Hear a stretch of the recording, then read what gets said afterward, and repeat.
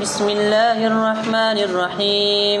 ياسين والقرآن الحكيم إنك لمن المرسلين على صراط مستقيم تنزيل العزيز الرحيم لتنذر قوما ما أنذر آباؤهم فهم غافلون لقد حق القول على أكثرهم فهم لا يؤمنون إنا جعلنا في أعناقهم أغلالا فهي إلى الأذقان فهم مقمحون وجعلنا من بين أيديهم سدا ومن خلفهم سدا فأغشيناهم فهم لا يبصرون وسواء عليهم أأنذرتهم أم لم تنذرهم لا يؤمنون إنما تنذر من اتبع الذكر وخشي الرحمن بالغيب فبشره بمغفرة وأجر كريم إنا نحن نحيي الموتى ونكتب ما قدموا وآثارهم وكل شيء أحصيناه في إمام مبين واضرب لهم مثلا أصحاب القرية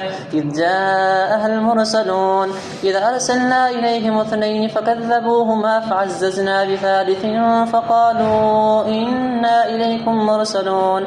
قالوا ما أنتم إلا بشر مثلنا وما أنزل الرحمن من شيء إن أنتم إلا تكذبون قالوا ربنا يعلم إنا إليكم لمرسلون وما علينا إلا البلاغ المبين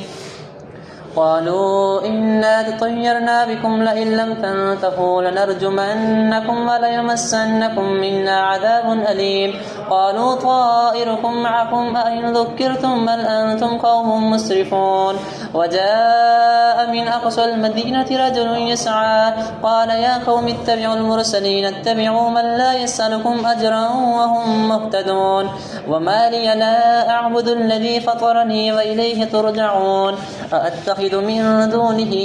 آلهة إن يردني الرحمن بضر لا تغني عني شفاعتهم شيئا ولا ينقذون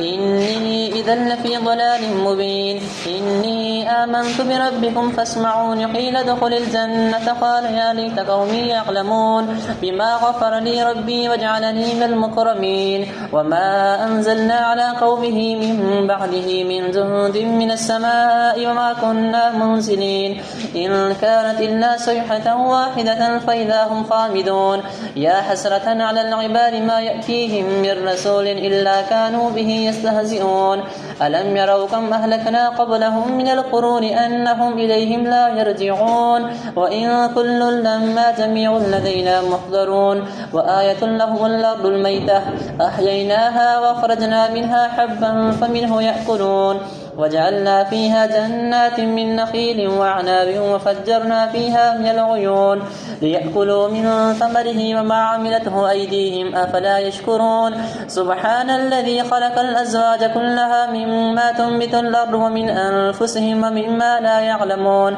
وآية لهم الليل نسلخ منه النهار فإذا هم مظلمون والشمس تجري لمستقر لها ذلك تقدير العزيز العليم والقمر قدرناه منازل حتى عاد كالأرجون القديم لا الشمس ينبغي لها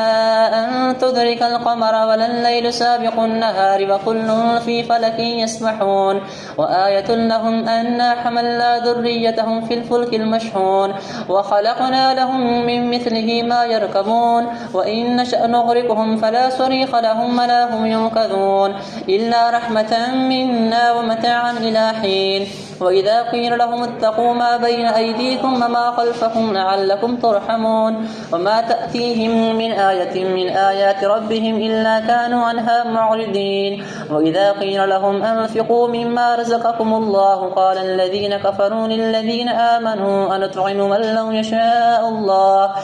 لو يشاء الله أطعمه إن أنتم إلا في ضلال مبين ويقولون متى هذا الوعد إن كنتم صادقين ما ينظرون إلا صيحة واحدة تأخذهم وهم يخصمون فلا يستطيعون توصية ولا إلى أهلهم يرجعون ونفخ في الصور فإذا هم من الأجداث إلى ربهم ينسلون قالوا يا ويلنا من بعثنا من مرقدنا هذا ما وعد الرحمن وصدق المرسلون إن كانت إلا صيحة واحدة فإذا هم جميع لدينا محضرون فاليوم لا تظلم نفس شيئا ولا تجزون إلا ما كنتم تعملون